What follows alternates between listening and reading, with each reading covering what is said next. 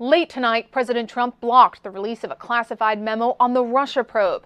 The document was written by House Democrats in response to a Republican memo that alleges politically biased officials inside the Justice Department abused their surveillance powers when they asked for a warrant to monitor communications of Trump campaign advisor Carter Page. Now, the president allowed the release of that Republican memo last week, but tonight he cited security concerns as the reason he will not declassify the Democrats' version of events. He sent it back to the Democrats and the House committee for possible revision.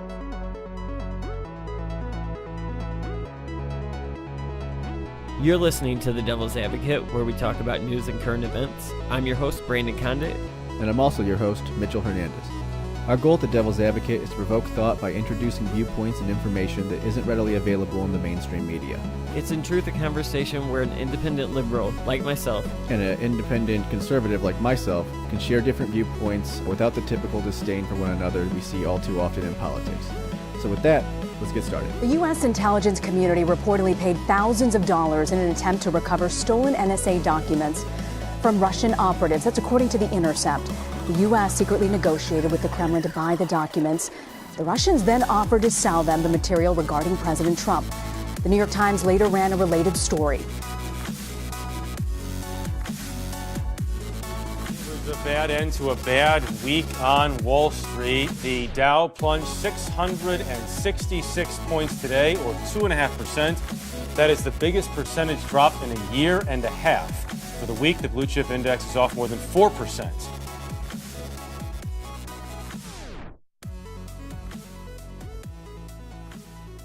Alrighty, and we are back. Yo, I say that the same every week, and every week when I listen to it we should just include that in the I intro. should stop doing that. I know, we definitely should. So we'll just go ahead and jump right into the Story. meat and potatoes this week. The first, excuse me, I coughed right on the mic that time. That's probably why I've been coughing for 2 months. So we're going to kind of do this show a little bit differently today because all of the stories, at least to me, were stories that I think we don't have to dive too deep into some of these. A lot of these are follow-ups to things that have already happened and things that we've already talked about. But last week we talked about the Devin Nunes memo, and this week we're going to talk about the fact that We don't have another memo. Right, the Democrats' memo that was submitted to the president to declassify is not going to be declassified. At least that's what's being said now. Not yet. So that was in my opinion a predictable move, but we'll go ahead and read a little bit about it, and then we can discuss what we think about this whole thing. So throw that over to you, Frank. You have an article pulled up. Yeah, I have a Politico article. So, per the article, President Donald Trump blocked the public release Friday of a classified House Democratic memo written in response to the Republican claims that the FBI inappropriately spied on a Trump campaign advisor in 2016, prompting furious Democratic charges of hypocrisy and political exploitation of intelligence secrets. The House of Representatives can still vote to release the memo despite Trump's action, which could set the stage for a partisan brawl in the House over the next week over the document's fate. And then Trump tweeted on Saturday, the Democrats sent a very political and long response memo, which they knew, because of sources and methods and more, would have to be heavily redacted, upon which they would blame the White House for lack of transparency. I told them to redo and send back in proper form. In other that's pretty words, much the gist of what happened. They told the rest of the story, and I don't like it. So What's funny is before he came out and said that was what if I was to be the Democrats, that's what I would have done. So I thought about that way before any of that. I was like, they should just put stuff in there that they know has to be redacted, and then whenever he has to redact it, they can go, he's editing our memo. It would be a brilliant political move. Yeah, I mean, it is a brilliant political move. What I assume probably happened is they're like, no, here's why we had a FISA warrant for Carter Page. And he was like, ho, shit, that implicates something. So we're it might be a little that's what you of want to have happen. So none of us can say It could what. be a little Not of at all. both, though. Yeah, no one can say what it was. To me, if I was the No, Democrats, I'm pro sovereignty. yeah, that's fine. If I was the Democrats, that's what I would be doing. I would purposely make it so it had to be edited so that you could claim that and say, hey, look, he didn't edit the other guy's memo and blah blah blah. But now this is So how long do you think before we see the memo? probably 2 weeks. You think it'll be that Put long? it on the board. I don't. Yeah, because I think they'll do it again. They'll be like, oh, I think again. If I was the Democrats, I would edit most of the stuff out and then leave one more thing in it, and then whenever they do it, be like, oh, it's the truth that's bothering him. That's what I would do. Yeah. I mean, it's not a bad play. Like I don't disagree that it's Because a bad no one play. can see what's actually there. Mitch- You know what I mean? Like there's Mitch, you should zero be a chance. political strategist. I know, right? There'd be zero chance they're that it would come basically- back and blow up in your face until So 20 years if- down the road when they actually declassify everything. So if that is what they're doing, they're just doing what Devin Nunes did in the first place. Exactly, and it's just payback. In Right. my So- opinion, we'll see. I have no Do you- fucking clue what actually is happening. Do you guys think that this is going to go to the House next week and for a vote to try to override Trump? Do you see that happening? I don't think so, and the reason why I don't think so is because I think that both memos are fucking stupid, and I think both parties know that both memos are fucking stupid, and I think that this plays out it just plays out much better for the Democrats as an unknown, as something that looks like President Trump is holding them back, as opposed to, it comes out and there's really nothing in it. You know what I mean? Well, here's what I would say. No, I'd have to agree with you only because I know that, first of all, the Democrats have probably seen about as much of the information as Devin Nunes had seen himself. So, Right. I'm sure that if whatever he's not allowed to read, they're also not allowed to read. So I'm going to assume that they probably none of them have seen the full story for sure. There's an investigation going on, so that goes without saying. But I don't know. I guess that I think this is just stupid. It's just a misdirect for I both think, parties. No, I do think it's stupid, and I do think that just based on the fact that they probably haven't seen, or they've probably seen just as much of the shit as he did, and it's hard to 1 week say, well, this motherfucker didn't even read it because he couldn't, and then go, well, I've this seen it. other And we have now, the truth. because the thing is because here's the thing. The thought is well, there's two ways this could go, right? The Democrats could be doing the 40 chess move, which is what you're proposing, Right. where they're making some actually what would seem like, at least in House of Cards terms, pretty smart political move. Yeah. But then there's the other side, or they will actually release something that shows us the contradiction, oh no, this is why Devin Nunes is full of shit. This fills in the holes, but I don't think they can fill in the holes because the entire play of Nunes' memo was, I'm gonna say shit knowing that the intelligence community can't back up my claims because then they would be revealing something. So in that sense, I can't think that the Democrats would be able to do that either. Right. So I think it all hinges on does it leak? If it leaks, then I think there's something that they wanted to show. If it doesn't, they probably just want to use it in the shadows. Keep it as we wanted to tell you the truth, but this guy wouldn't let us. You know what I mean? Yeah. If they really want to tell the truth, we'll see a vote in the House over it. Exactly. If they think they have the votes, or somebody will. My question is, do you guys believe that this? Obviously, this is a counter to the Nunes memo. Do you think it actually worked? Do you think it? No, I think both sides just think. I think it backfired on. They're both dug sides. in. No. Here's what I think, though. I think that this is where we show our actual independence here from the sides that we typically fall Exactly. on. Because Just gonna say I don't believe that that it didn't play for the people that wanted it to play. If you turn on Fox Radio, at any hour of the last week, or if you turn on Fox on television, the Republican talking point, the charging point, the rallying cry is, look, this was all bullshit. The FBI had it in, and right. that they're taking this memo as fact. At least that's the way they're trying to sell it. Yeah. On the flip side, if you look at if you look at CNN and MSNBC and whatever, they're shouting what I think for us is easier to see as the reality, but this is bullshit that's full of holes that doesn't mean anything, which in this case is it's both things. It's the left's talking point, and it seems to be more closer. It seems to be closer to the reality of the situation. If you read the memo, it's not hard to see the holes. Like we went through that last week. Well, MSNBC is acting is doing what, like I said, the Democrats are saying that they've got the proper memo. This is the truth. They're approaching that like it's 100% the truth and whatnot.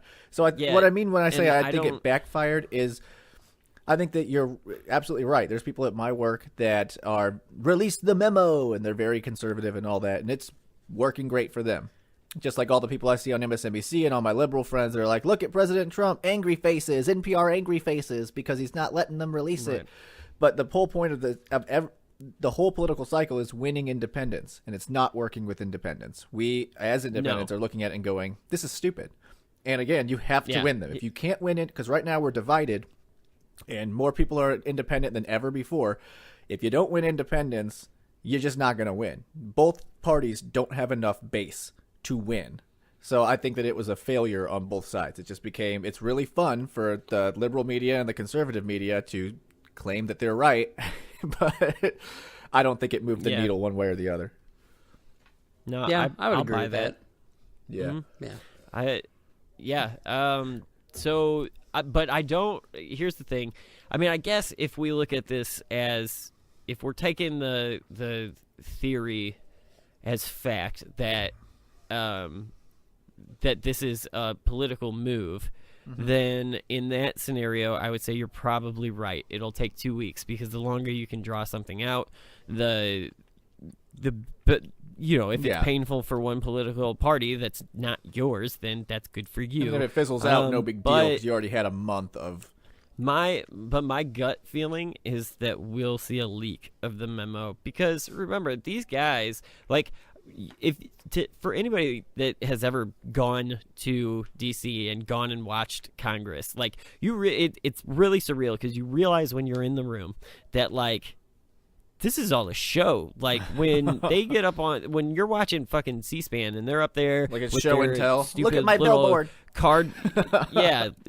And what's great, and I bet I would love to know how much that costs, because like I have this gut feeling that like they can't just go to a Kinko's and do that, or a FedEx store. Like they've got to spend like $3,000 of taxpayer money to do that stupid thing. Look at my visual aid. I mean, I don't know that at all, but like every time I see it, I'm like, I want to know how much that costs, because I bet it's fucking retarded. Right. They probably had to get a permit. But you know, like, I don't know.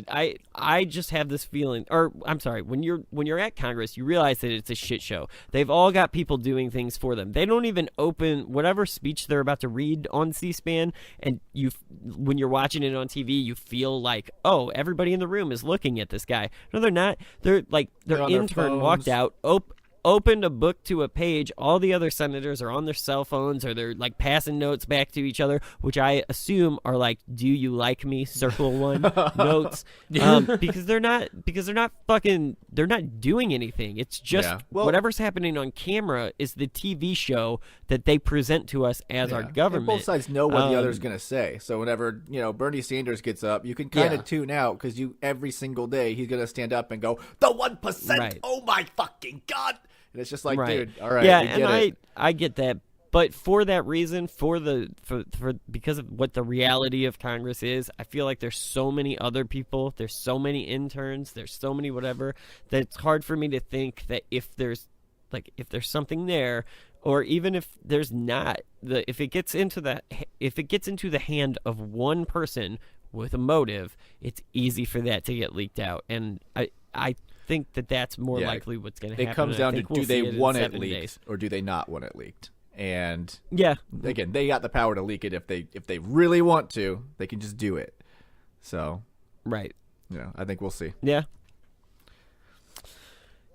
All right. Well, I think that's a fair assessment of what we don't know about this next memo that we'll see at some point. Let's move let's move forward now quickly into Frank. You had texted us earlier this week about a story. I can't remember I know Reuters did the story, and I can't remember who the other one was.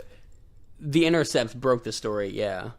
Yeah, and it was about Russian hackers stealing cyber secrets from the NSA. Yeah, let me go ahead and read a little bit of this. The United States intelligence community has been conducting a top-secret operation to recover stolen classified U.S. government documents from Russian operatives, according to sources familiar with the matter. Russia. The operation has also inadvertently yielded a cache of documents purporting to relate to Donald Trump and Russian meddling in the 2016 presidential election. So over the last year, American intelligence officials have opened a secret communications channel with the Russian operatives who have been seeking to both sell Trump-related materials and the documents stolen from the National Security Agency and obtained by Russian intelligence, according to people involved. The channel, now it's been going since early 2017, so this has been over a year, although the news just broke about it. They began meeting in Germany. Eventually, a Russian intermediary, apparently representing some elements of the Russian intelligence community, agreed to a deal to sell stolen NSA documents back to the U.S. while also seeking to include Trump-related materials in the package. And then, essentially, when they found out there were Trump-related materials, they kind of the CIA, who the person in charge of this is a Trump appointee, didn't want it. Just kind of turned away and doesn't want the information, which could be true, it could be false, but either way it doesn't matter, because what the design of this is to undermine further the divide in this country, right? If that's what they're trying to do. I mean, again, we'll see. I mean, it definitely it seems like it. Like, why steal NSA documents and then try to sell them back? Right. It seems like the only reason to do that comes down to is who did it and who was it. Like, is this Anonymous? Is this the Anonymous, or is this actually fucking, the whole reason why it took so long for me to get on the podcast today, obviously being a Russian operative, is I had to wait for Putin to tell me I could do it. And, I just couldn't do anything until Putin told me. Yeah, that's what happened. So like, that's what people think is everyone in Russia just has to answer to Putin, and that's not the case. It could just be some fucking dudes. It's not. I agree with you. Yeah. Now, there is... The intelligence from the NSA was stolen by a mysterious group known as the Shadow Brokers. Oh my God! They stole highly secret NSA hacking. That's no joke. They stole NSA hacking tools and released them on the internet in the summer of 2016, which I do remember that whole data dump of all these secret hacking tools being released. I kind of remember that. Yeah. You kind of remember that, or Putin told you kind of remember that? I don't tell you what Putin tells me. I won't tell you. All right. You're not my comrade. Right. You will let me score puck on net, or your wife will mysteriously be poisoned. Hashtag. I don't know. Yeah. So obviously there is no proof as of yet that these people were, told by Putin to do this, or even that Putin knew about it. Obviously, the Russian intelligence agency knows about it, which is, common sense would say yes, but it is not 100% verified fact. Yeah, it depends on what it is. If it's a government hacking operation, then yeah, Putin probably knows about it. If it's just Russian hackers, then no, he probably doesn't know about it. You know what I mean? Yeah. It's not like Putin hacking knows the NSA. Everything.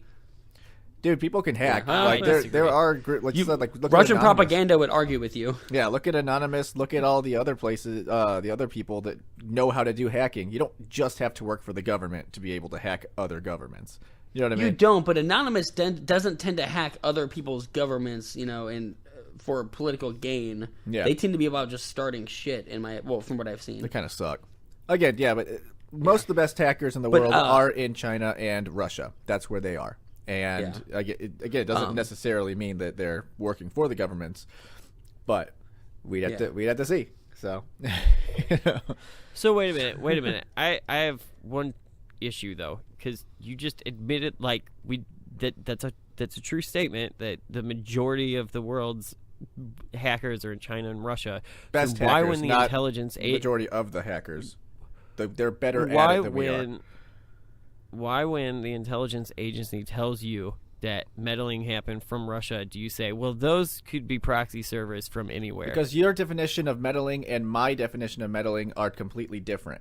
Whenever they come up... No, they're not. They are. We already know that they didn't change any votes. Because We know whenever that they didn't do anything. when they say meddling, they mean influence. Which is not right. Which is buying Facebook ads. That's fine, but like we've that. never split hairs on that. We've split hairs on where they're from.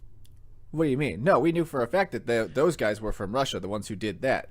Earlier, when they were saying, oh, these are the guys that hacked into our election, those are the ones that had the IP servers.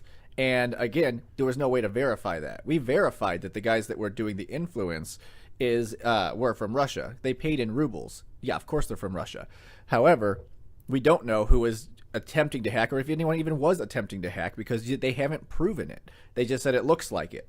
And again, whenever it came out with the Volt 9, go listen to our segment on Volt 9 again. Whenever it said that they were actively working on a program that would design it to make hacks look like they were coming from North Korea, Russia, and China. That was our government doing that. They have proven that they have not. There's no way to prove that they did have access in two voting booths in 2 different states that they didn't change any votes. We know they didn't change any votes, but we know that because we saw that they had access and that they didn't change any votes. No, we know for a fact that someone accessed, and then apparently they just left their IP address behind. And I'm not buying it. I'm not buying that the Russian hackers would just be like, here's my signature, comrade, thank you. No, especially after Volt 9. But you're admitting that the odds are against you based on the fact that the majority of good hackers are from China and Russia. Not really. It just means that somebody hacked. There's a lot of good hackers in Russia. If they wanted to, they could. Doesn't mean that they did. And again, it doesn't mean that they did any of the stuff besides the influence. The problem with the meddling is that it used to mean one thing, and now it means something else. Meddling now means they bought ads on Facebook, which is true. But it used to mean they were trying to influence our election directly by hacking into our systems, which we have no proof of. We'll see what meddling means, because meddling could also mean giving the NRA a shit ton of money and then telling them how to use it. I don't know. That kind of fizzled out. That whole story just kind of went away. So we'll see what's going on. But again, typically both sides are doing memo shit now, which typically to me means that they don't have shit. I don't know what the fuck to think about I was thinking that the other day too. I was driving and I was just like, what the fuck is this memo thing? Like, we've never done memos before. There've never been Comey. Like he's the leaker. Yeah. but Comey seemed different to me because what a fucking mustache twirling moment. It's like, who has leaked? It's the highest officer. That was so fucking weird. That still blows my mind whenever I found out that he was the fucking leaker. I was like, what is happening? What's going on? What blows my mind is how he said it. Like, he's like, yeah, I did it. Yeah, I did it. Like, next what the fuck? question. John McCain, did you have some rambling to do for 30 minutes? Go ahead. That's not... We know why he was rambling. Too soon. Okay, that's...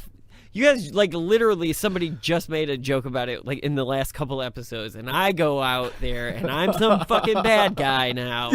So I'm just saying, it was cancer. That's why he was rambling. Or, no, that's not what it was. One of us, and it wasn't me, so one of you, said something about Mitch McConnell in the last couple episodes, and it was like, we know he has Parkinson's, right? Like, that's why he talks like that. Yeah, it's not good. Yeah. But I let you guys off the fucking hook, and I didn't call it out. So... Wait, does Mitch McConnell have Parkinson's? He does. That's why he's got... Yeah, he does. Well, I might owe him an apology. I did not know that. Yeah, that's why his mouth... Yeah, he doesn't open his mouth all the way, and he kind of mumbles and whatnot. It's not because he just wants to. So... Right. Well, I'm a dick. If that wasn't me. I don't remember. I say a lot of shit, guys. Yeah. Right. Sometimes it's hard to remember what gets said on the microphone and off the microphone. Right. Usually it's better when things are said off the microphone because then nobody can hold us accountable. I like to make noises on the microphone. That's my favorite. Yeah, you do. And they're like, you can't, no one else can hear them because we're all talking right now. But when I'm editing, like, Mitch is gross. Yeah, like, mute track this one because it's hilarious. I've been making extra noises. Have you been trying it? Awesome. Well, thank you. Someone has to listen to it 1,000,000 times. I thank you. Right. All right, let's move now into something I'm going to toss your way, Mitch. Yeah, the real story of the week. The big story. Yeah, it's unfortunate when your leader decides that he's going to tie himself to the success of the economy, because that only lasts as long as the success of the economy lasts. And well, let's not get confused. The economy is very good. The stock market right, no, went through a correction. I agree with you. And I agree with you. I know, because I know you're going to go in and tell us that it was expected and whatever, and I agree that it was. No, it was not expected. And correction is expected. Corrections happen, yeah. This one wasn't expected, because typically they happen whenever there's some sort of, and there were warning signs here, a little bit of them. I mean, we knew for a fact that rates were going to go up, saving rates, bond rates, and that it is in direct competition with stocks. That was the whole point of quantitative easing that they did for the past, fucking 10 years or however long it lasted. The whole point was to let's make sure before we go too deep into this that we mentioned that for anybody who doesn't know, the stock market tanked, had record drops this week. So for like, it's been like 8 or 9 days now, right? Where it's been about 2 weeks, consistent. Ever since I think February 1st. So all throughout February, it has just been brutal. And I got to tell you, I have not been happy, because I check it every day. I shouldn't, but I do. You shouldn't. No, you shouldn't. No, but it's just, oh man, it's just not fun, because it used to be fun. Yeah. I was looking at it every day being like, this is great. Oh, this is incredible. And especially the first January was an incredible month for the stock market.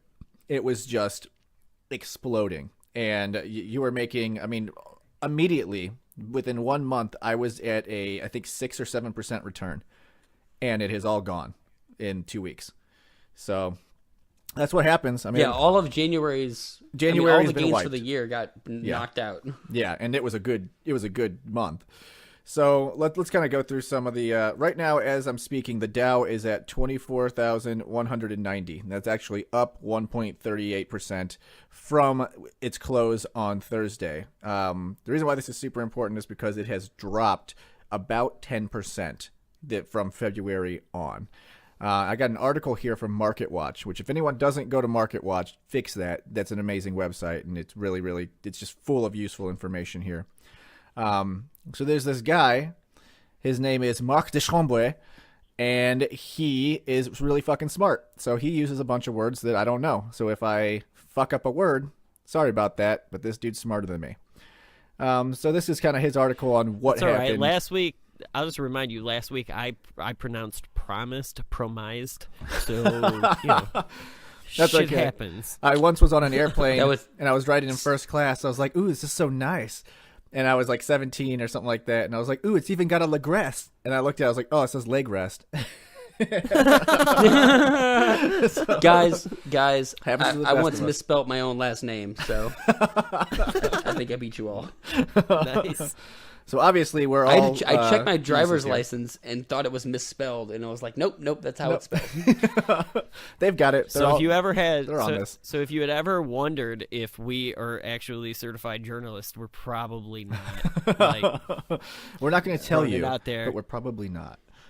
So as this guy goes on, he says, who killed the market's cheery mood? Irrational exuberance has been exercised from Wall Street for now. A raucous week ended with the stock market having booked its most brutal decline in about 2 years. Both the Dow Jones Industrial Average and the S&P 500 Index registered their worst weekly declines, about 5.2% each, since January 2016, while the NASDAQ Composite Index posted its worst week since February 2016 with a 5.1% tumble. To recap, the Dow posted 2 1,000-point drops during the week's 5 trading sessions, something that has never been done in history. And it notched 3% declines and at least 2% It's going to be declines. huge. It's going to be huge in its 6 sessions, after having gone more than 100 without a single decline and more than 1%. Add to that the fact that the product that gauges volatility in Wall Street The CLOBE volatility index saw on Monday its largest percentage rise in its roughly quarter of a century history, obliterating a period of eerie persistent placidity in the market. By Thursday, the S&P 500 and the Dow had slipped into correction territory, which is whenever, well, he's going to say it, typically defined as a retreat of at least 10% from a recent peak. So we are officially in a correction. At first, it was just kind of a dip, and it looked like volatility was coming back in, which we have not been volatile at all. For the past year, it's been generally up, up, up, up. A few dips every now and again, but typically up. It says downturn in the markets are normal, but what has gripped investors over the past several sessions is abrupt, stunning, and savage. So what happened? CNBC's Jim Cramer, he's the guy who's got all the sound effects, and he's really crazy and awesome. No stranger to expounding. I'd agree he's crazy. Yeah. I love that guy. That's about man. where I'll stake my claim. Yeah, I love watching this stuff. Yeah. So he's just doing his stuff. He's entertaining. Yeah. I agree. So there's a couple things here, and then there's one that Here's we what I haven't want to know, seen though. before. When you know, like, without a shadow of a doubt that somebody has a cocaine habit, like, how does that person just, like, keep showing up to work every day? You know? He's grandfathered in since the 80s. Right. He's just on Red Bull. Red Bull's fine. So Right. So there was a couple things here that it was a perfect storm that just kind of exploded here in the month of February. So first is rising inflation. So some on Wall Street have pegged the start of this downturn in the market to signs of inflation after a long dormancy, rising to near the Federal Reserve's 2% annual target. If anyone who doesn't know, the Federal Reserve sets the annual target rate of inflation at 2%. I disagree with this. The economic theory behind it is that if the inflation is set at 2%, it's manageable. But everybody, the way that classical economics works is it make believes that everyone understands economic theory and will act accordingly. And so if Federal Reserve sets 2% as the inflation rate, everyone's going to go buy their stuff now because they know it's going to be 2% higher later. Not fucking the case, but whatever. That's what they like to do. So it's around 2% now, and that's kind of freaking people out because when there's low inflation, then people are pushed into the markets. So the fear is that rising costs will prompt the Fed to raise interest rates more aggressively than before. Rising borrowing costs can stem corporate growth, which, as we're seeing here, it's also they're worried about inflation due to the full participation rate in the labor force. Now that wages are rising, inflation will probably go up a little bit with it. Now, rates needed to rise because that's what we've been talking about, how, for the past 30 years it's been stagnating and all of that. So it needs to happen, but inflation will kind of come up with it. So you want to see wages rise more than inflation. So we're still waiting to see how that's gonna work out. Here's the one that I was talking about, and Brandon was like, nope, that's not it. Climbing bond yields. Moreover, inflation, and I've never seen this word here. What's funny about that is I don't think that we have ever had the bond conversation on the show, like the conversation that you're referencing. So, like, you can look back in history all you want, listener, but he can never prove that. I can take screenshots of the text messages and put them on the Facebook page. And I can take them down. No. But what you are referencing, so that we can fill them in, right, is that because I had asked the question that I had seen several economists over the course of like a week or so. I don't know. I just know that I caught the end of some conversations, and they were talking about how bonds were only gaining at 3%, and so buying bonds right now wasn't something that you should be doing because they weren't gaining any money. And so that was when I had texted both of you, I'd said, here's the argument, this is what economists are saying. What are your thoughts? And so that's what we're referencing to Brandon being like, no. It wasn't necessarily Brandon being no. Right. But so go on. It says, moreover, inflation, and I'm sorry, I've never seen this word before, anathema, ANATHEMA. I have no fucking clue what it means, but he just used it. You're stupid. Inflation is anathema to bond investors because rising prices mean that a bond's fixed payments are eroded in the future. The yield on a 10-year Treasury note rose to a high of around 2.88% last week. Bond prices move inversely to yields. So now that we're no longer in a 0% savings rate, people are going to look at more options because it's safe. You can plug your money in and plug in $1,000 and you know that after 10 years, you're going to get a 2.88% return on that investment. Guaranteed. There's nothing to it. So it becomes a little bit of a different option. And every time the rates go up a little bit, you're going to see a little bit more people pull maybe some of their more high risk stocks out, or even maybe some of their lower risk stocks. I've got a lot of real low risk stocks that are low risk and long time yields. Well, maybe that's a better option. If it's historically, it only does 1.5% over 10 years. And I take a look and I say, oh, this is 2.88%. Well, I'll just pull out that money there and put it into bonds. So we're seeing that. Right. And that's part of this correction. And that's why we're seeing things go down. So the other was a volatility shock. Wall Street's primary gauge of volatility, which reflects bullish and bearish bets on the S&P 500 index, which I didn't know you could do. And that seems really stupid to me, that you can actually bet on if the stock market's going to do well or do poorly. That seems like you can game the system. Like if it's starting to do bad, you can be like, well, pull all my shit out and put it all into the stock market crashing because I can just make the stock market crash. That seems kind of fucked up to me, but whatever. Yeah. The VIX, its common nickname and ticker symbol, bolted upwards. We're going to get rid of 2 regulations for everyone. We've actually gotten rid of 20 for every regulation we put in. Bam. Promise delivered. Right. Yeah, that's cool. How about regulate that fucking shit? Well, it is regulated, and actually they did. They cut it off whenever they saw that people were starting to do it. They turned off that market, and a lot of people got pissed because they lost a lot of money there. But they were like, "No, dude. Like if we're crashing, you don't get to bet on us crashing. Like in normal times, totally fine." So nothing to worry about there in the regulation. Let's see. The other was this is the big one, or not? They're all big. But this is the one that I wanted to go over as well as algorithmic trading. So you can, I'll just let him say it. Market analyst Salman Ahmed, chief investment strategy at Lombard Odier, told in CNBC that he suspected the downdraft for stocks in the past several sessions was fueled mostly by computer-driven program trading. The rise of algorithmic-based trading means that there are, in these algorithms, some level which trigger a sell-off. So you've got it set up and you're busy. You don't have time to check your stocks. So you say, okay, if Apple drops by 5%, sell 1,000 shares. And you don't have to worry about it. And so that's a lot of people are doing this now because it's kind of a new feature and it's typically good. But whenever everything crashes, it just exacerbates it because all of these robots, before you have a time to turn them off, they're selling all of your shares. Right. and it's crazy. So that's where we're at right now. So how quickly does it recover?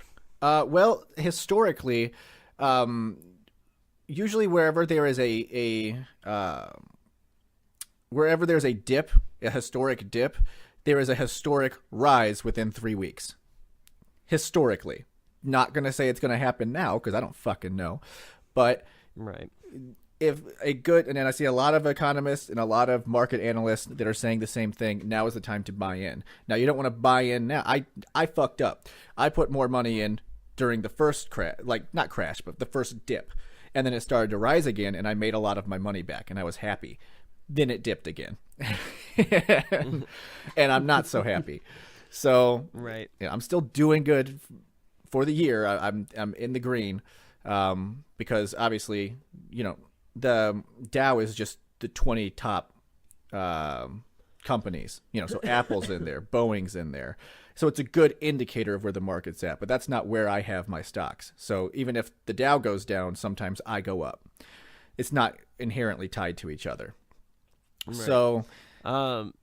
So, but you would agree too, because okay, so all that's great, and that's a good explanation of what happened and where we're at. Yeah. But Donald Trump spends a lot of time taking credit for the rise, for the gains in the stock market, and I think he could. What?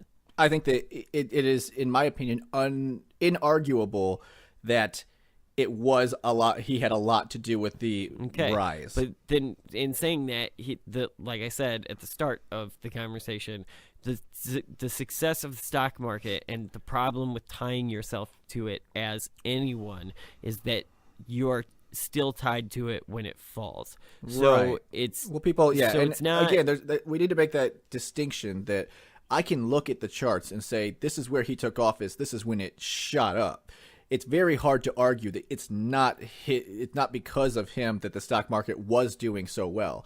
It's also hard to effectively argue that it's because of Donald Trump or the economy that it tumbled. We just went over the reasons why it started to tumble, but it's hard for the average person to disassociate Trump with the stock market in general, and that's his own fault. The average person just heard everything that you read and went, "What?"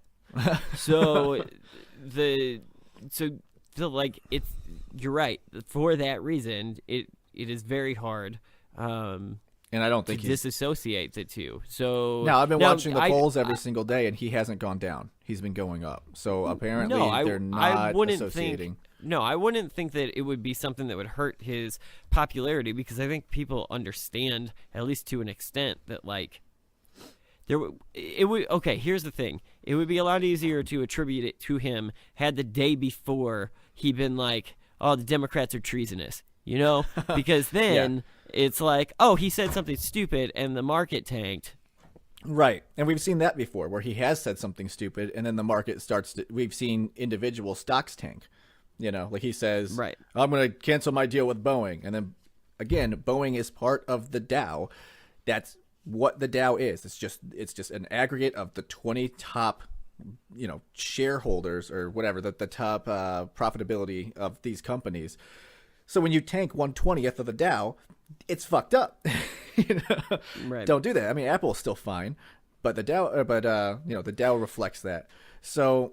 And we've seen that with Democrats too, when they've come out and been like, we have 100% proof it's treason, and then it tumbles, and then they come out with a little popcorn fart, and it's nothing. It did see though. I saw you arguing, or I don't actually know if it was online or if it was a conversation that the three of us had, but I saw you making the point that the liberal media went crazy, they were giggling over the fact that the market was down. Yeah, and they were very happy. Not the media, the people, saw that. Liberals online. So I'm talking about the comment section on MSNBC, on NPR. There was a lot of laughing faces. There was a lot of love emojis. I think so. Here's the thing: I don't think that you should analyze people's emojis, because that's fucking dumb. It kind of means something. That's the whole point. I put way more stock into that than on traditional polls. No, here's why you shouldn't. Because a lot it worked for me last time. A lot, yeah, I'm sure you analyzed emojis, and that's how you got your 3%. The fucking emojis are a lot of times fucking sarcastic. How do you figure that out? Where's your margin? You gotta of look error at the comments. For when I click love for something that I hate because Donald Trump said something ignorant, and it's just well, yeah, I love it at this point. I fucking don't. Again, that's fine. You have to look at the comments. What are people saying? Are they saying, "Wow, I really love how he's ruining the country"? Not right. Or are they saying? All I'm asking the listener to do is not use Mitch's fucking system of analyzing emojis, because that's dumb. All I'm saying analyze is try it for analyze yourself. people's comments. Sure, that's fine. That's how people think. Emojis, that's stupid. It's been working for me ever since. So when it stops working, I'll stop using it. I want to see your success rate on just emojis versus people's thoughts. Well, obviously, I told you it's emojis and the comments, so they're tied together. Well, right, but the comments, you're right. The comments are what matters. People's thoughts are what matters. We're also splitting hairs stupidly over a dumb topic that I decided to get mad about. But where I thought you were right in our conversation earlier in the week was that the media itself, I was disappointed when I turned on the media and saw them giggling.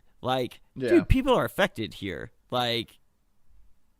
People lost money, and I get it. It's just not just people on Wall Street. It's people that have. I just don't think that any time that we have a negative, no matter what it is, you don't the reaction of one or the other side shouldn't be like, oh, I'm gonna smile now because this is politically expedient. We for saw me. that with Like, the Republican train crash, and someone died in that. It wasn't any of the Republicans, but the garbage truck that one of the drivers that was in there died from it, and it was nothing but love emojis and laughing emojis, and the comments were like, "Oh, it's how ironic is it that they hit garbage with garbage," and like really fucked up shit. That was like, dude. Now, what I will say, and that was is NPR. that there's a lot of people too, like Frank and I were actually listening to something during the week on the radio where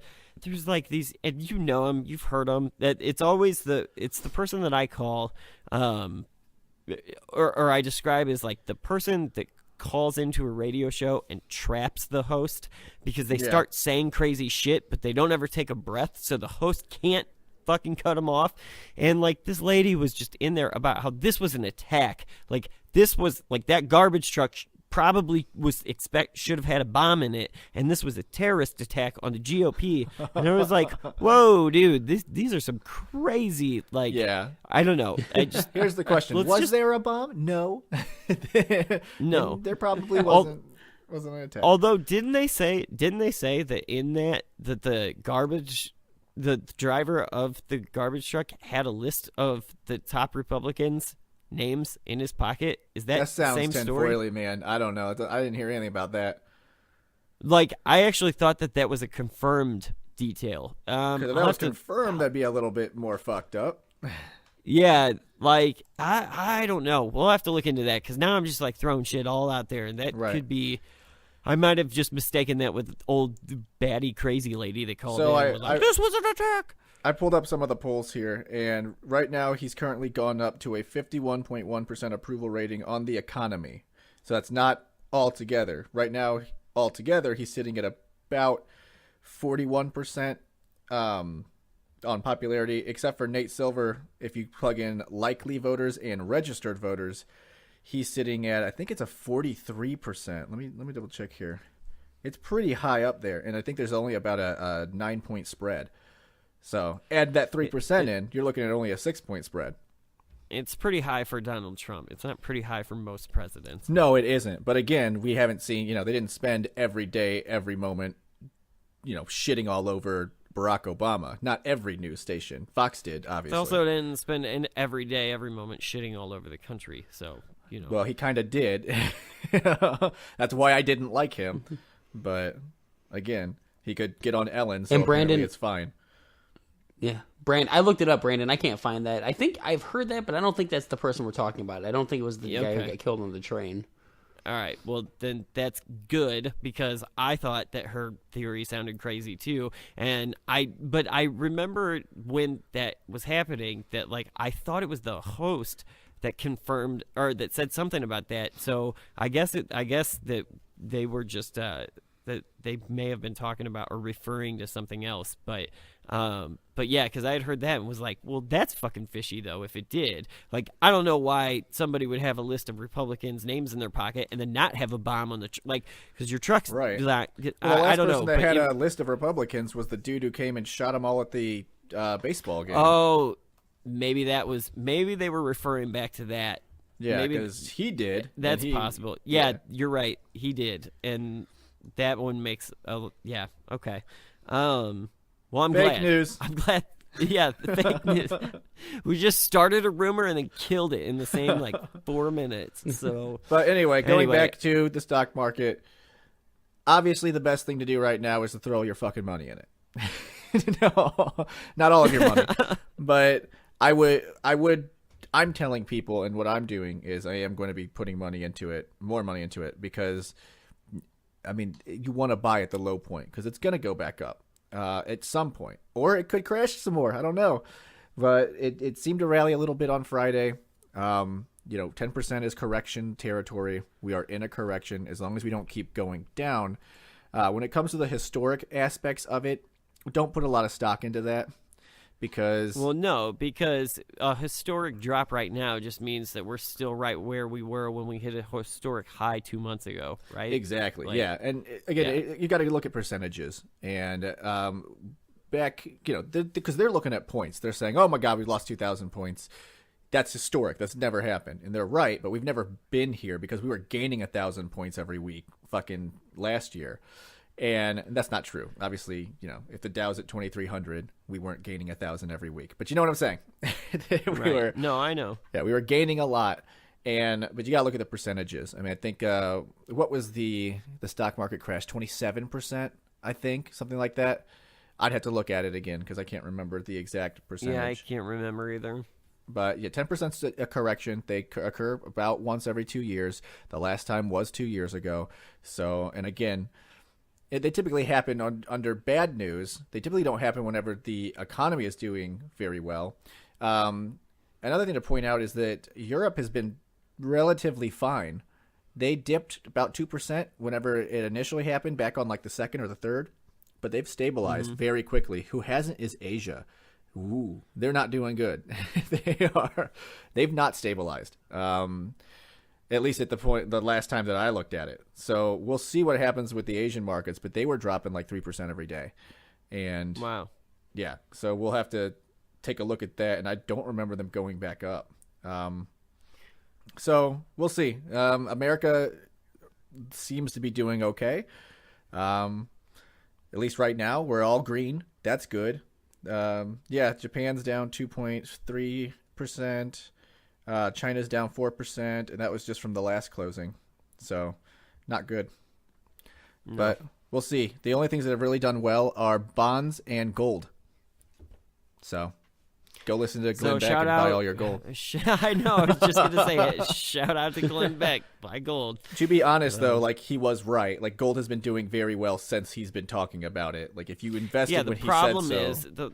The problem is that when the grid goes offline, nobody's taking your gold nuggets for bread. Yeah. So actually, gold's down right now. Yeah. So fuck off, Glenn. President Donald Trump took to Twitter on Saturday to talk about allegations and due process. His comments come in the wake of the resignation of two White House staffers, David Sorensen and Rob Porter. Both men have been accused of physical and emotional abuse by their ex-wives. On Friday, Trump lamented Porter's departure, telling reporters he did a very good job while he was in the White House. Trump didn't mention either of Porter's ex-wives, but emphasized that Porter said he was innocent. Top White House and Pentagon officials confirmed that the president wants a military parade in Washington and that plans are being drawn up. Those marching orders from Mr. Trump have some raising their eyebrows while others are rising to salute. Kim Jong-un's sister met with South Korean President Moon Jae-in and invited President Moon to visit the North Korean capital. Well, this happened as U.S. relations with North Korea continue to deteriorate following a year of nuclear aggression, as well as the imprisonment and death of U.S. student Otto Warmbier.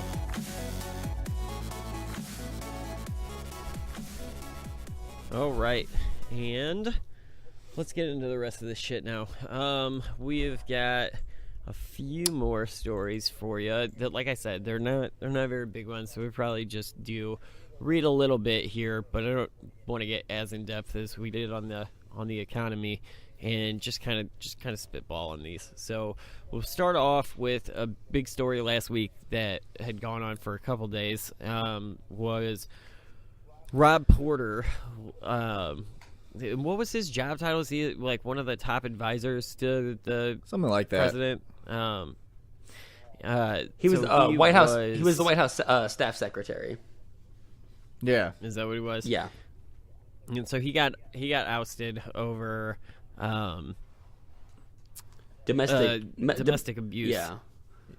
Not just, I want to say allegations because that's where this word usually gets inserted, but like we've seen the evidence. It wasn't until the picture of his ex-wife with a black eye came out that they decided to do something and let him go. Well, that's because or let him step down. Because originally the woman who started this came out and she said that he was never physical with her, and that, she said, this is me. I have to share my story. I can't remember what her name was, but she said he was never physical. There was a moment where we got into an argument, and I said, I'm going to go take a shower. So she did, and apparently he came in and grabbed her by the shoulders and was, like, not done arguing. But she said as soon as he saw the look on her face, he was like, oh, fuck, and apologized and said all that. And she even went on to say, because that's what you do when you know the police are probably going to get called. right? Yeah, because and that's she even also said, like, listen, I don't think that anyone should date him. I don't think that anyone should marry him, but I think he's very good in his position.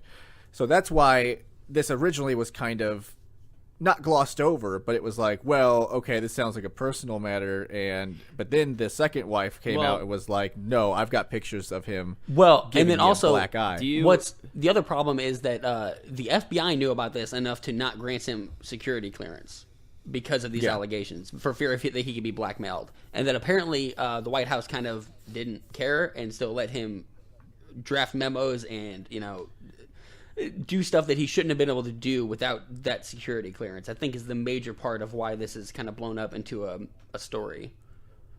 Yeah. Well, yeah. I mean, I'm hearing two different. Do you have a... What's that? You have an article. I do. Does it have a little bit more of the details to it? And then the second guy is White House speechwriter David Sorensen, resigned after his former wife claimed he was violent and emotionally abusive during their marriage. Sorensen, like Porter, both denied the allegations. And then, with Sorensen, they got rid of him right away as soon as they were aware of it. With Porter, there was the backlash that they knew. Yeah, go ahead. I think what kind of turned this into a big story, too, was the fact John Kelly really made this a big story because, A, it questions John Kelly's judgment here, and it especially questions John Kelly's judgment when he comes out as Porter is stepping down and says, well, he's a great guy and he has integrity and he has all this and blah, blah, blah, blah, blah. Like, what? Like, that he's stepping down because something obviously was bad enough to make him step down. Why are you still backing this guy up? That just calls into question. Like, I get you can say, like, yeah, he's great on a professional level, but right now that's not what we're talking about. That's not what we're concerned about. Well, again, it's just that was it's before a weird the thing pictures came out. So they had the allegations. It shouldn't matter though. He was already stepping down as a result of it. Yeah, again, it comes down they knew, and they knew in November. Like, that has been confirmed throughout this entire story is that John Kelly knew this in November. So he maybe knew there the wasn't first a part picture. of it. Yeah, he knew that his ex-wife had said that he was verbally abusive, but he was denying it. She also said that he grabbed her in the shower. That's physical. Yeah, First of all, and come on, they all knew that the FBI wouldn't grant him security clearance for this. Like, that was right. Well, because they didn't know. Yeah, they said that they didn't know what was true and what wasn't. They had no reason to believe that it was true, but at the same time, they decided, hey, we're not going to give him clearance because if something comes up, I'm just saying it looks bad on John Kelly to come out and while a guy is stepping down for any allegations, whether it's this or whether it's Roy Moore's sexual assault or whether it is Michael Flynn having Russian meetings or whatever, when somebody is stepping down in a case of scandal, you typically don't come out and go, but he's a great guy. Well, and that's the moment where you don't say anything. Yeah. Well, and then, someone who did say something was Trump. He tweeted, people's lives are being shattered and destroyed by a mere allegation. Some are true and some are false. Some are old and some are new. Sounds like Dr. Seuss. There is no recovery for someone falsely accused. Life and career are gone. Is there no such thing any longer as due process? So, the big story in this this article is even headlined. Agree with that. Yeah. I mean, but again, but like all those sentiments, but when you come out with pictures, it kind of changes things. Yeah, and also when it's like the FBI didn't give you clearance because they're afraid you can be blackmailed because you beat your wife. Like, that is a legitimate concern. Right. Well, again, the original allegations that they were aware of was not that he beat his wife; is that they had some, Yeah, but now it is that he beat his wife. In retrospect, is they beat all of his wives. Well, there's been like 3 or 4 chicks that have come out now, and the FBI didn't know about this. First wife said no. Because he had several police called on him and took off before the police could get there. Like, this has been a reoccurring motif that he. Yeah, his second wife was the one who said in a separate incident that, like, they were fighting and that he, like, smashed in the glass because she, like, kicked him out of the house and, like, threw his suitcase full of clothes out on the porch, and he, like, bashed in their glass screen door. Yeah. She called 911 and told gave them her name and address, and he like got in the car and took off. Like this is a guy who clearly has a history with this. Right. And all I'm saying as far as John Kelly goes is don't fucking stand by him. Yeah, I mean, Yeah, Trump too. no, Trump I needs to get quit it. standing by Roy Moore and Porter and these people that you need to distance yourself from them. They're not going to help you Yeah, anymore. Standing up for them Most does nothing. everybody has backed away except for Trump. Like like most of the time, I can see why they would want to stand by him originally because it hadn't been proven, but now that it has, or at least seemingly proven, he's saying that there's a backstory behind the pictures of the black guy, and it's out of context, and it'll be made clear. My meat was undercooked. You don't understand. It was a Halloween thing. It's makeup. No, but again, I'm pretty sure, at least at this point, I personally am operating under the assumption that he beats his wife. So that's where I'm at. And I think that I understand why they didn't come out and say, want to say that he's the worst guy ever before. And I also understand why they're saying it now, why they're going, yep, no, he's terrible. There's also an issue with the fact that the statement that John Kelly read was written by Hope Hicks, who is currently in a relationship with Rob Porter. Yeah. So first of all, you got to wonder, like, it's interesting to me that somebody who is about to get beat is writing a story writing the remarks to be made about this guy, because isn't that her job? Like, what is her job exactly? Isn't she the appropriate person to be doing that, though? Her job is to not undercook meat, and we've determined that now because he's going to beat her, right? Like that's what he expects. Right. We got dark there for a second. I don't. What? So you got dark there for a second. It did. It took a did dark get turn. dark there. Brandon got dark there for a second. I'm not taking credit for that. I did. I'll take it there. I don't know, man. I just think that, like, I thought that was a weird thing too. Like, I wonder what's in her head, because the reason I took it there is because he has a history of this, right? Yeah. There's multiple women saying that he's abused them. So now the person that he's currently involved with romantically, at least in the back of her head, has to be thinking like, oh, fuck. Is he going to punch me? like, I better write this well. Right. That's like when you start dating a girl who notoriously cheats, but it'll be different. It's like, right. No, it won't. So I don't know. I don't know. It's weird that it's weird that she would write. And I honestly, like, those are two separate thoughts. I don't think that she really, that's a more or less a dark punchline. I don't think she really wrote it to not get beat. Right. But I think that, like, the thought has to be in the back of her head with all these allegations. How much of this did she know before it came out? Right. But still, it's interesting to see people stand by him while we're watching pictures, or while we're looking at pictures on TV, and hearing stories that seem it's like not unusual. I mean, like I said, we saw that with Lena Dunham. When someone that worked on the set of Girls, she's a big feminist, and they accused one of her male friends of being a rapist in the Me Too movement, and she defended him immediately. People defend people that they know. It's just kind of what they do. It's not unusual. It may not be the right thing to do in every circumstance, but it's not unusual. So yeah, I think it was probably a bad look in this case. Yeah, I would not, especially whenever just to let you know everything. Just to let you know, guys, I would not defend you. I will distance myself from you at the drop of a hat. Yeah, I'll just toss you under the bus. Be like, this fucking guy, fuck. Yeah, he wasn't even that big of a part of the show. He just got me coffee, and it was not a big deal. We all the I didn't even know him. All the racist things were him. He was only there for the first year and a month. Right. Looking at you, Omarosa. No. Right. So anyway, all right. Well, I guess that sums up that in a nutshell. I mean, that happened. I think that's a story on itself. I don't think that really furthers itself into politics. It's over. That part is done then. Yeah. I do think, though, that it, like I said, I do think it is an interesting. I think it's an interesting play from John Kelly, and I think it makes John Kelly look like he was somebody who, when he came in, we were like, man, he came in and cleaned up house, and like he got rid of all the trash. Like Scaramucci was gone in 4 hours, and like all and then all of a sudden, like he's coming out and making like this was an error in judgment. Yeah. To make that statement, again, to read that statement. Yeah, but again, I know still the think guy's stepping down over it. Yeah. Like, don't go out and say he's a great guy. I still think that it goes down to how much did he know. If it was just allegations of arguments where he was like, okay, well, we don't know what's happened. If he knew about getting punched in the face and black eye, then it's fucked up. If it's just, hey, well, those this guy pictures, yells the at... FBI had those. The FBI had those pictures, so you have to figure somebody was briefed on it, right? Yeah, but again, you don't know how far it goes up, and it sometimes when it should go all the way up, it doesn't.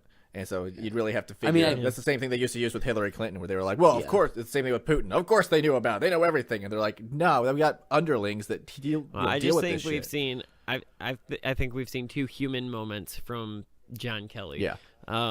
One in the DACA talks that he fucked up, and one here. Like these are errors in judgment from the guy who came in and cleaned up the mess. Word. All right, cool. Let's jump into the next one. We'll go ahead and what do we have? Nothing. The Military parade. Right? Got to get that Yeah. parade. Yeah. So Get ready for tanks down basically- Pennsylvania Avenue, people. yeah. So who wants to tell it? It's real quick. President Trump, apparently inspired by the Bastille Day parade he witnessed last summer during a trip to France, has asked the Pentagon to look into staging something similar, but naturally bigger and better for Washington, D.C. The White House confirmed Tuesday. Sarah Huckabee Sanders said President Trump is incredibly supportive of America's great service members who risk their lives every day to keep our country safe. He asked the Department of Defense to explore a celebration at which all Americans can show their appreciation. This is from an NPR article, but that's the gist of it. We typically don't. How many do this, angry faces are on that article? Do you None, think surprisingly. do you think Republicans will get mad when he changes the American flag to just red? No, I don't think that. First of all, it's not going to happen. But so I the other personally thing is, do not understand the hatred against this. I don't get it. I cannot get it. It's a waste of money. Historically, we only do this after a war. We do a big celebration. We did one after World War II. Obviously, we had a huge one. Yeah. We had VJ Day when we beat Vietnam. BJ Day. At the end of the 41-day Gulf War in 91, we celebrated with a $12 million victory parade. So these things cost a lot of money, and I guess the point is, a lot of people are pointing out, is that we never do them unless we're celebrating something like a victory win over another. Yeah, and that's nation. fine We don't- we're historically, not- but the whole point is that he's inspired by the Bastille Day parade, which I don't know if everyone should know that Bastille Day didn't happen last year. They're not celebrating something recent. That was their independence. Well, no, but that's like, he's just co-opting a holiday. That's like if the French president came over here and was like, all right, we want to do a 4th of July. It's not part of your culture. The Bastille Day is specific to the French culture and history. Yeah, and that's fine, but reason it they is basically celebrate it. just a military parade. I mean, to me, I don't understand why we can have an air show, and that's fucking awesome and totally cool and not a waste of money. But You do- doing a military I think it parade is a waste of just- money. I don't. I think think it's it's a waste fucking of dope money. as shit. You see I think it's fucking stupid. fighter jets flying up overhead. It's fucking cool. So I'm all. Oh yeah, that's cool. Sweet. It fucking is cool. That's fiscally responsible. We should spend money on cool. I mean, Yeah. shit. People get to see a fire truck and they think that's cool, but you guys are like, fighter jets, not even close to cool. Let me go play with my fucking WWE toys. think Now it's- that's I cool. think I don't. When we're dealing with something like an opioid I don't think crisis, it's a debate of cool. Yeah, but I just think that money could be better spent. We could put it towards the opioid crisis or infrastructure or any of the other problems that legitimately we don't. This solves nothing. I also want to know. Do you honestly believe that Republicans, if this was Obama's idea, wouldn't Republicans be like, yeah, this is all great until they come down your street and take your gun? That's what's happening here. This is martial law. Right. Like, Well, don't listen to congressional Republicans because they dumb. I just think I don't think we need it. That's my argument. I don't think we need it hear either, the but I argument. like it. I know that like there's the whole group of people that actually believe that, like, oh, he's the red flag scenario where he's, oh, this is nobody else does this except for Hitler and fucking Kim Jong-un. Whatever. Hitler. He's Hitler. Bring in the I just BBC. figured it had I'm been- just saying. It had been a couple. You realize that BBC is like 2,500 channels in Britain, right? Like you shit on one guy that said one thing. You're like the BBC is all of this Because it was way. hilarious. Anyway, I'll pull that moment up to show you, just because it was funny. But no, obviously not all of BBC. Most of BBC probably thinks that. No, I'm joking. I do think though that, like, for me personally, I just think it's a waste of money. I don't think we need to do it. I'm I one of did those think it people, was like- funny though, because I heard a conservative talk show host say, because like I heard some stupid Democratic congressional leaders saying that, like, well, the streets aren't rated for it. The bridges Shut couldn't up, handle nerd. the tank, and this conservative talk show host said the streets should be rated for it, and I would beg to differ. As somebody who's gonna go on the line as more conservative than that guy, like, that is a fucking step to martial law. I don't want my streets rated for tanks. That's not a good fucking thing. So, like, that's not my argument as to why we shouldn't have this. I think we don't need this. I think it's a waste of money. I think for a guy who, and for a party who is supposed to be the fiscally responsible party, who talks about how Democrats waste money all the time, this is a waste of fucking money, just like the wall is a waste of money. There's no such just thing like as fiscal everything is a conservatives waste anymore. of money. They're gone. No, there's not, and they're proving it. So, Yeah. like, let's not waste money here. Yeah. I don't give a shit. I think it's cool as fuck, and I think they can raise a lot of money by doing it. Obviously, it's going to cost a lot of money, but How are you I going to like raise it. money? Well, shit, you charge people admission. Say, hey, let's charge people to come in and see this thing, and it's going to be cool. But they don't charge people admission for air shows, do they? That's a free No, they event. don't. But you can Yeah, buy like, shit. I mean, you can buy, Yeah, you can, because it's publicly funded. That's why they don't charge right. you. I don't think they'd be well, allowed that's what I'm to. saying. Best of both worlds. Well, I don't know if they wouldn't be allowed to, and I'm sure that the vendors have to give some portion of it back to the U.S. I think if Trump says I want to put on a parade and charge people, people are instantly gonna revolt, being like, "Yeah, where's that money going? You want to put on a parade and make money?" Like, well, they do make money. Like I said, like, you can't just, as a vendor, if you're showing up to sell Dippin' Dots at the fucking air show, they're giving a portion of that money back to the U.S. government. You know what I mean? Like, you can't just come to there and set up shop. You have to do that. So there'd be one way to raise money is just by allowing vendors to come in or sell guns. I don't know. I mean, I don't know. Maybe I'm just unpatriotic. Maybe I don't get bouts of patriotism when I know you a fucking national commie. anthem. Yeah, apparently I don't. It's random. I like all that whatever shit. Country, Yeah. the country you're born in is random. I don't see a point. Like, I'm not proud that I'm a redhead. It's just what I am. I had no choice over the matter. I'm not proud proud as to be fuck. an American. I Country's got had no choice. Totally in it. am. This I have country, no, but you have no Yeah, I'm choice not- in it. That's like being proud I'm not to touching like, this.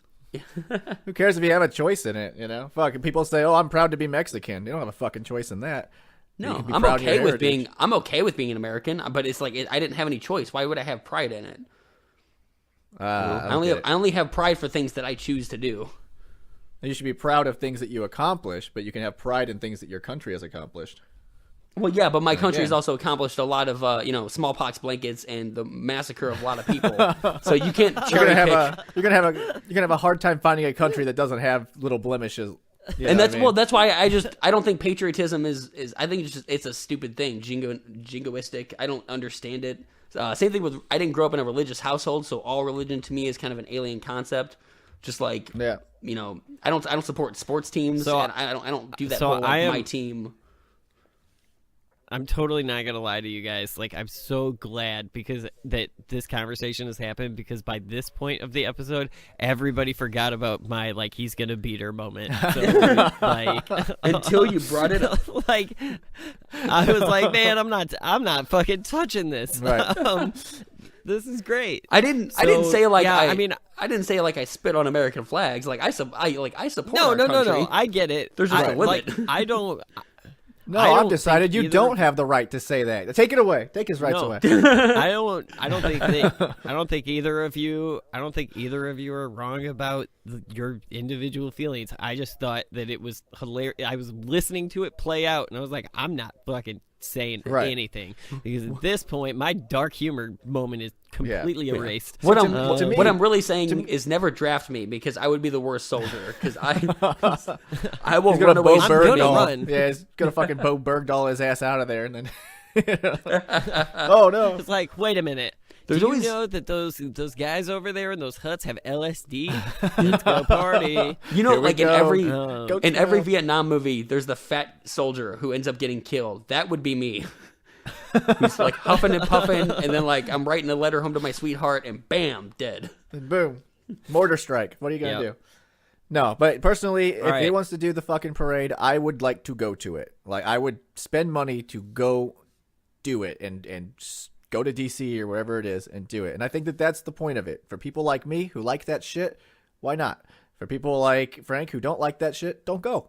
And then you're fine. I mean, yeah, I would be interested to see a military parade, but like I was always like fast. I would want to see one that meant something, like we just defeated the Germans. Let's celebrate. Yeah. You know, this one is like, Yeah. what are Let's we go celebrating? defeat the Germans. yeah. What's stopping us? All right, Merkel, your time is up. Your time has come. So, Why all are right, you let's why are jump you so in. hateful I to wanna- women, Brandon? I know, Brandon, twice now. Yeah. Jesus. Shut the fuck up. Like, we got past that. We past that. Apparently, we didn't. So, all right, I'm gonna jump into a local story now. That because I heard it on the radio this week, and it immediately struck me as like it was a moment where I yelled at the radio, and I tried not to do that because I imagine that there are people out there right now yelling at me through this entire episode. And so just cool your fucking jets, man. Like me. Get a microphone. Answer me back. But here's the thing. So Missouri and abortion don't typically go to progressively in the same sentence. They like Missouri lawmakers are consistently trying to put restrictions on abortion, and a lot of times they fail at the bigger things, and sometimes they get some of these smaller things. But it looks like now what they're trying to do is they're trying to put a stipulation on minors having abortions, where the minor would have to have written consent from their parent, but their parent would also be required to write, I don't know if it's a consent form or if it's just a letter to inform the other parent that it's happening. I think it's a letter But to the way- inform. I think it's a letter to inform too. That's the way I read but it. I'm pretty sure that both parents, like either one of the parents, can shut it down. A parent could go to the abortion clinic. So let's say that mom gives consent, right? But dad is now informed and doesn't give consent. Can dad go to the abortion clinic and shut it down? I would hope so, personally. You would hope so? I would. I think fathers' rights need to definitely be looked at way more What if in that scenario. What if it's dad's baby? What do you mean? I'm assuming it's dad's What if baby. You're it's- saying it's not dad's baby? No. No. Okay, What you if took dad the wrong way? I'm The thinking father- dad is I'm the talking parent about- of the child. No, we're talking about a minor who has to ask their mother, in my scenario, for permission to get an abortion, and mother has to write a letter to inform the minor's father. So both of the minor's parents have to consent to the abortion, essentially. I think that's fucked up, but I'm not going to say one way is right and the other is wrong. So what I'm saying to you is that if I'm a 16-year-old girl and I'm about to have an You already are a abortion, 16-year-old and I go to girl.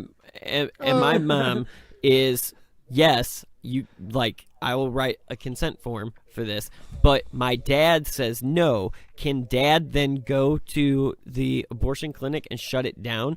And what I said to you was, what if it's his baby? What if he raped her, and now can he shut down the abortion?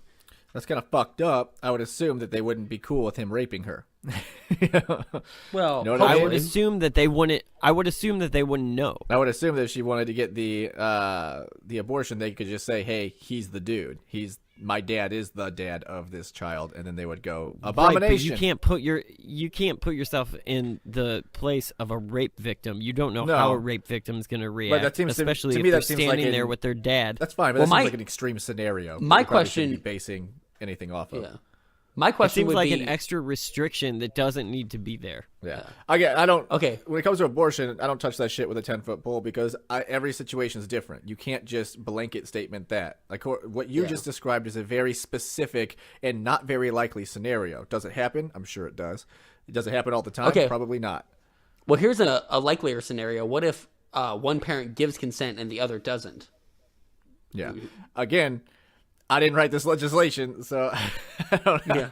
Right, I but don't that's know. but that's the problem that I have with this. I don't. There are understand inherent risks why- in abortion, and there are risks involved where the That's child, fine. the I kid, get lives their that. life. That's fine. But that's not what we're. How is that that's not what we're the talking issue about? here. Because of course that would be Because- all you have to do is say a parent is saying, "I don't trust the people to give the abortion.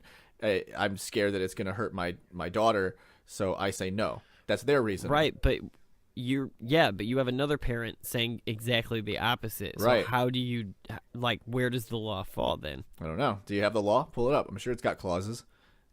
The law is not finished being written. It is Yeah. something that they're writing up right now. Yeah, to me, again, you're asking me to hypothetically write a law that I wouldn't have even written to begin with.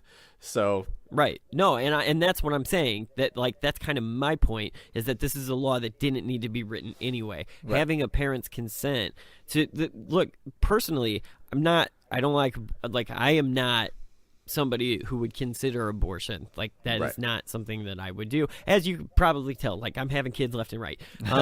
But but I also understand why it should be legal.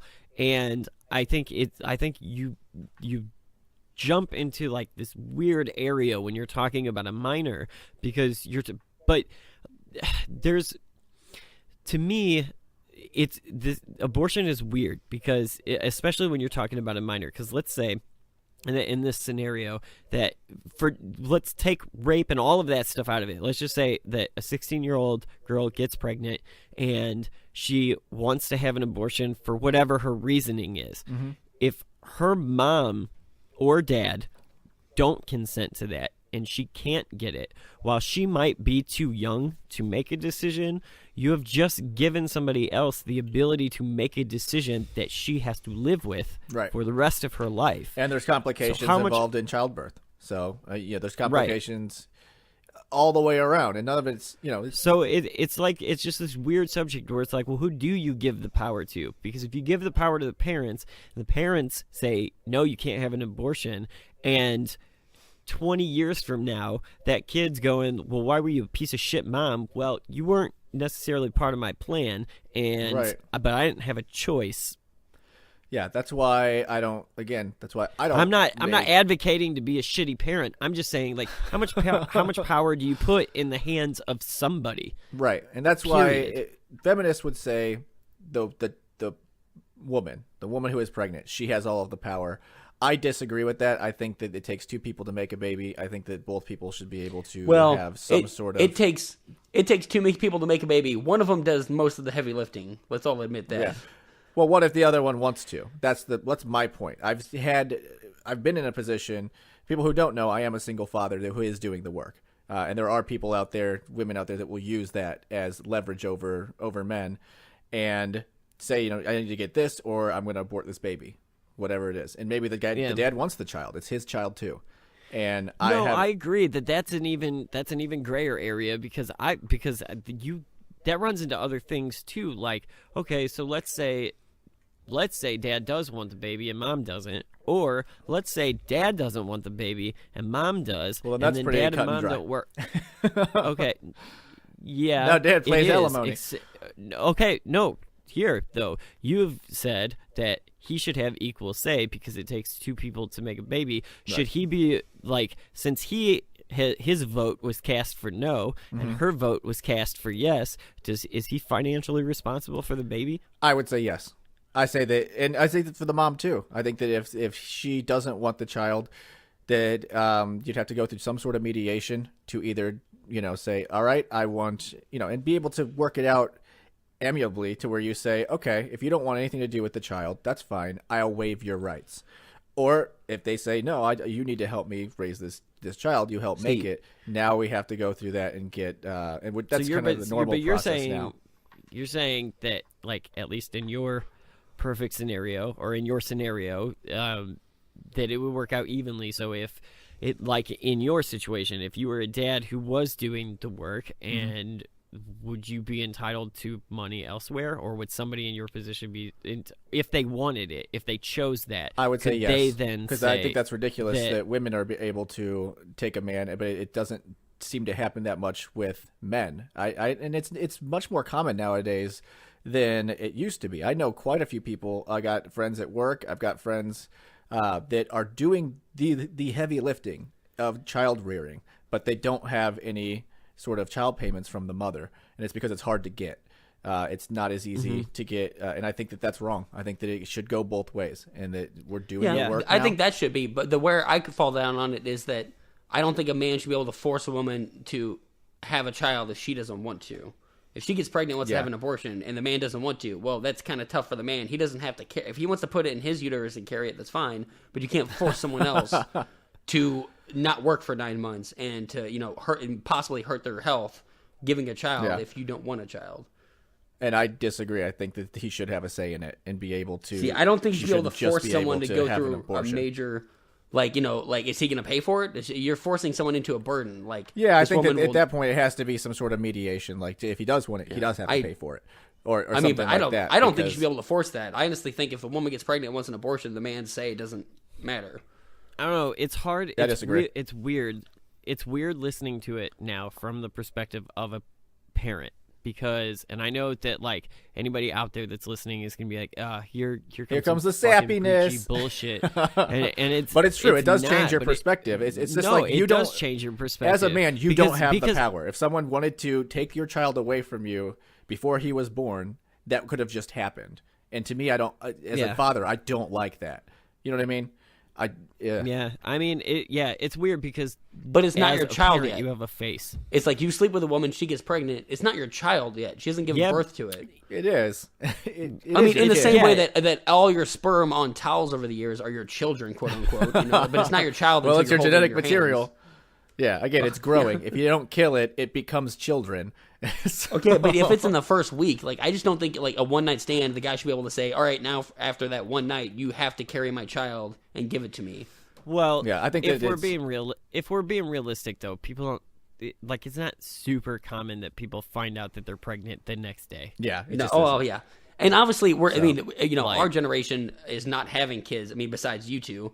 But our generation is having kids the least out of anybody. Don't worry, guys. We'll do the heavy lifting for it. Yeah. Yeah.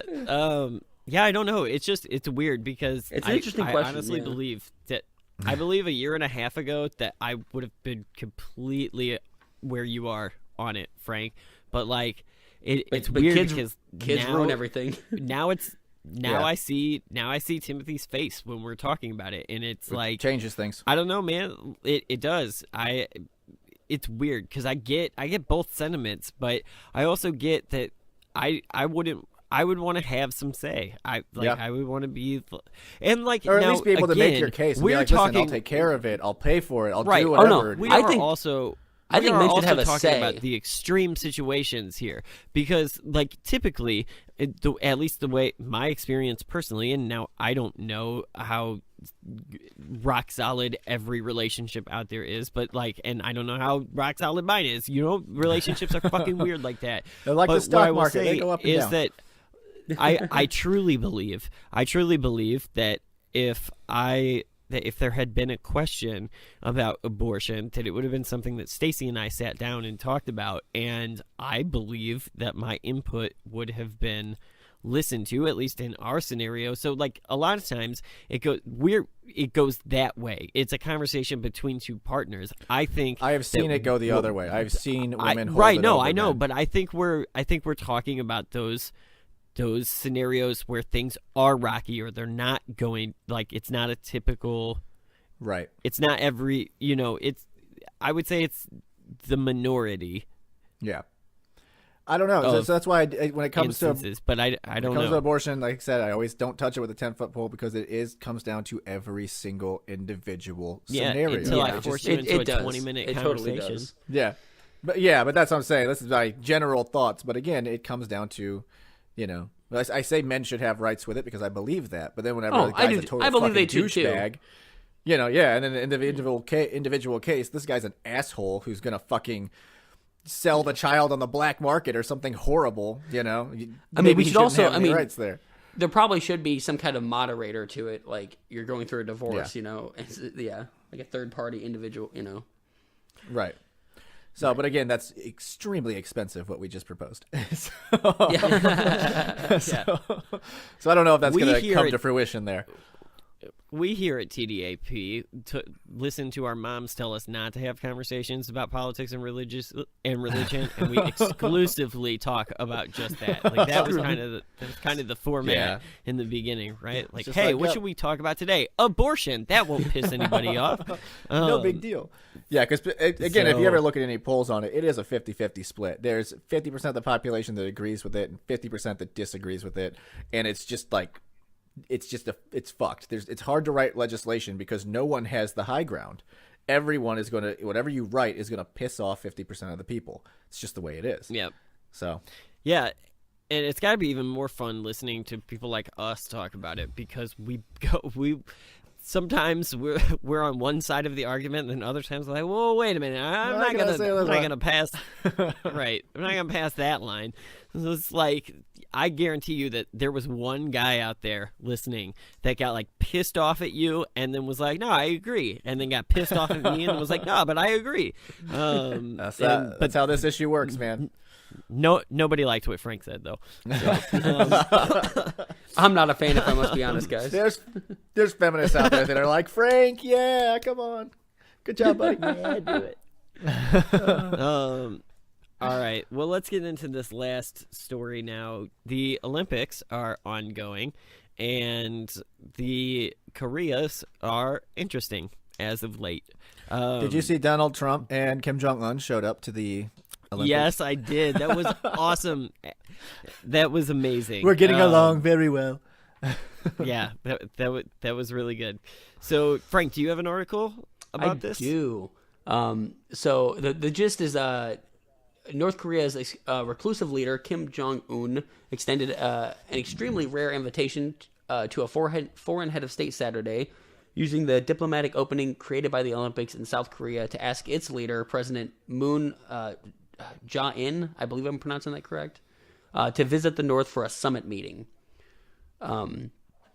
Mr. Kim's unusual invitation, which was received by Mr. Moon with both caution and optimism, was the latest sign of warming relations between the two rival governments after the exceptionally tense period over the North's nuclear weapons program. So that's kind of the gist of it. There's also, I know the U.S., Pence was just there during the Olympics and says that there is no daylight between North and South Korea, despite this, seeming that they're kind of warming up a little bit.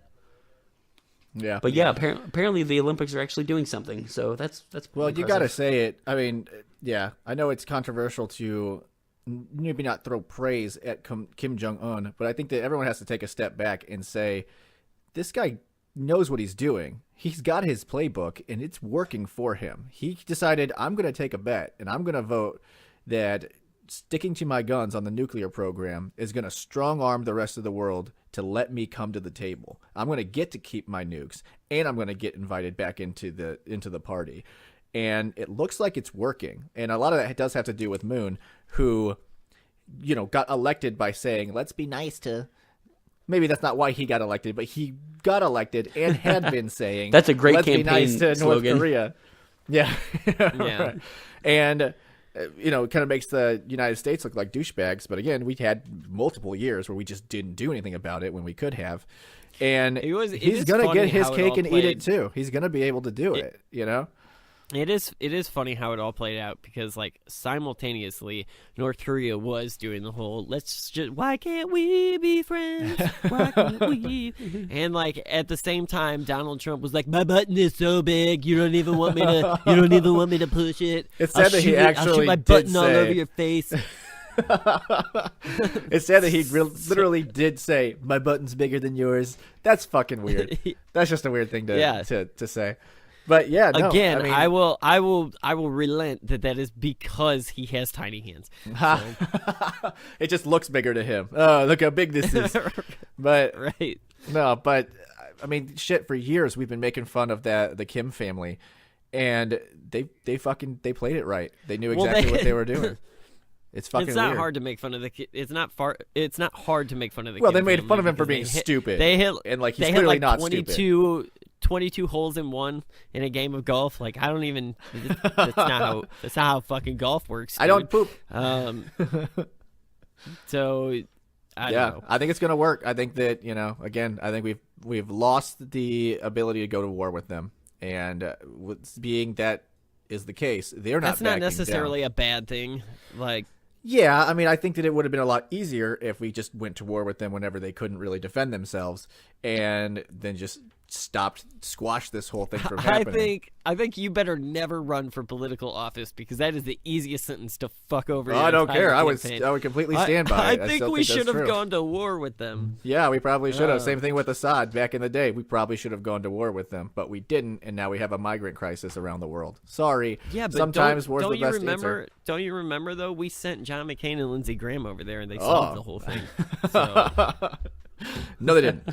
So again, I think that unfortunately in this day and age, people just think that war has no purpose, and it does. It stops a lot of bad things from happening. We saw with Assad, we could have just shut his shit down, and we didn't, and now a lot of people are homeless and kicked out of their country and killed within their 7-year civil war that could have been stopped in probably 5 months.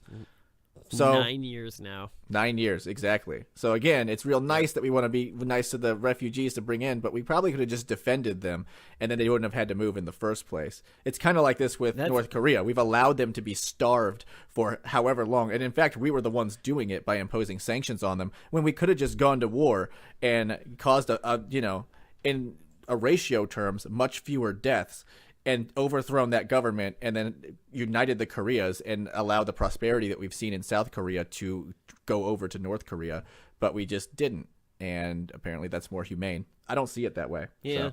So. Well, I mean, you don't paint a bad strategy there, so that's typically why I mean, people go to war and stuff. Yeah. But I agree with you. I do think that either way, like, we are where we are now, and I told you, I think it was really early on in the show, like probably one of the single digit episodes, and like we had talked about it, and I said like I think the only way forward is to just bring them to the table, because like we're getting to the point, if we were going to go to war, it would have been last summer when they were shooting missiles every day, and right before they had the capability to nuke. That was the last point of your availability of war, but now they've got it. Because once they have now that they have the capability to nuke us, then that's their Hail Mary. If we start winning the war, they just nuke us, and we can't allow that, so we're stuck. There's no way that we can militarily, unless we do some sort of blitz, just EMP blast all of their communications and then take them out in one big swoop. Probably not going to happen though. Tom Clancy, those bitches. He did it. They played the system, and now they're going to be. I'm not going to guarantee it, but I would bet within 3 years that they are reintroduced to the UN. That they are allowed. I would think so. Within the next 5, I would say. Yeah, I'm going to say 3. I'm going to be a little more aggressive. I mean, on it, that's been their goal. I mean, they've been quicker about it. I did not expect them to come to the table so quially. In the last, because they spent all of their money, on weapon system. As soon as they got those nukes, it was like, bam, game over, checkmate. Let's just say, man, they should have been listening to me. I'm recording our conversations. I mean, shit, we were saying that 5-10 years, not 10 years ago, but 5 years ago, we were talking about Assad, and we were talking about Kim Jong-un, and said, just do it now. They didn't do it, so. Are you the modern day Nostradamus? I guess I am. I don't know if I'd say all that, but I think that's probably about as good a place as any to call it a week. So with that, remember to follow us on Twitter and Facebook at TDAP 2017. You can expect episodes weekly on iTunes, Google Play, wherever podcasts are found. Send us a like, a comment, a review on iTunes. That would be awesome. Do all that shit. Share the podcast. Plaster that bitch all over the interwebs. Yeah, I think that's probably it. So with that, here it is, your alternative fact of the week. Thanks. We wish him well. He worked very hard. I found out about it recently, and I was surprised by it. But we certainly wish him well. It's a obviously tough time for him. He did a very good job when he was in the White House. And we hope he has a wonderful career, and hopefully he will have a great career ahead of him. But it was very sad when we heard about it, and certainly he's also very sad. Now, he also, as you probably know, he says he's innocent, and I think you have to remember that.